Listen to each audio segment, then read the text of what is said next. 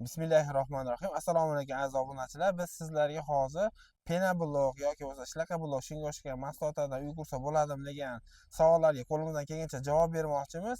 Ko'pchilik cho'ntak bob bo'lgani uchun, hamyon bob bo'lgani uchun penablok yoki bo'lmasa shlakabloklardan foydalanishadi.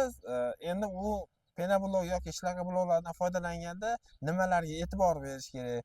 Uy solganda qanday fundamentlarni qanday quyish kerak, yo bo'lmasa nimalarga e'tibor berib penablokdan solish kerak, shular haqida to'xtalib o'tmoqchimiz. Hozir orqamizda binoyimizdan penablokdan solingan. Bu yerda bir nechta 8 xonamikin uy solingan penablokdan. Endi ko'rib turganingizdek hamma qonun qoidalariga rioya qilib solingan.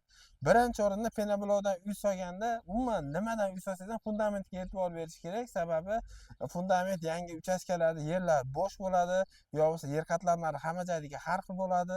Albatta podushka qismlarini quyish kerak. Podushka qismini quymasangiz, ekonom qiladigan bo'lsangiz, yorilishlar bo'lishi mumkin.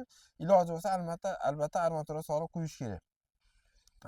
Shu birinchi o'rinda uyni fundamentini mahkam mustahkam qilib olgandan keyin ikkinchi o'rinda rigel kolonnalar albatta quyilishi kerak. Rigel kolonnalarga albatta armatura solinishi kerak.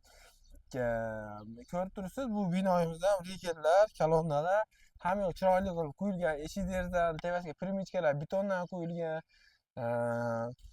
Mana bu derazalarimiz atrofiga ham ustunlar qo'yib ketilgan, beton quyib ketilgan. Buni sababi, misol uchun, penablok shunchaki to'ldiruvchi vazifasini bajarib beryapti. Agar penablokni olib tashlasak ham bu binoyimiz turaveradi. Sababi rigel kolonnalar juda chiroyli mustahkam qilib qo'yilgan. Nimaga endi bunga urg'u beryapmiz? Sababi bizni zonalarimizda seysmik zona bo'ladi.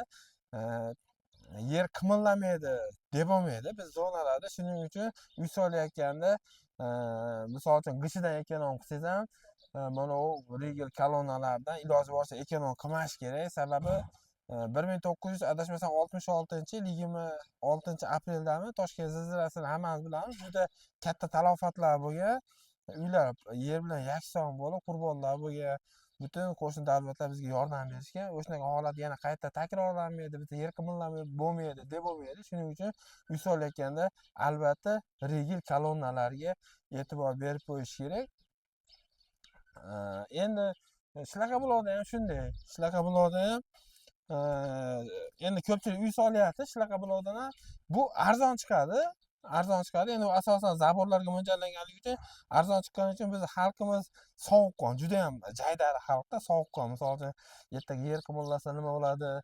Bosib olmaydimi yo qishda sovuq bo'lib qoladi, yoz issiq bo'lib qoladi. Qiziqtirmaydi-da. Bizni xalqimiz juda ham sovuqqon, jaydari, haligi qo'rqmaydigan xalqda bosib ketaveradi har qanday qurilish materialidan.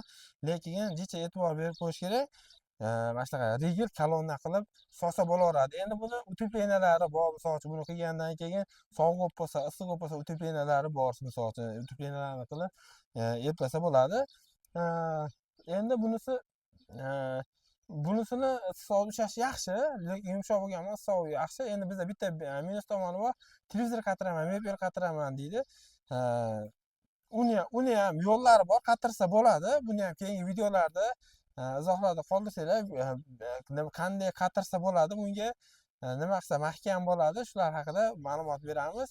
Videomiz yoqqan bo'lsa, bittadan laykni bosib, izohlarda o'z fikringizni qoldiring. Kanalimizda juda ham foydali videolar ko'p, obuna bo'lishni unutmang. Yana qanday mavzularda video qilishimizni xohlaysiz, izohlarda fikringizni qoldirsangiz, biz sizlarga qarab xizmatinglardamiz. Barchalarga rahmat.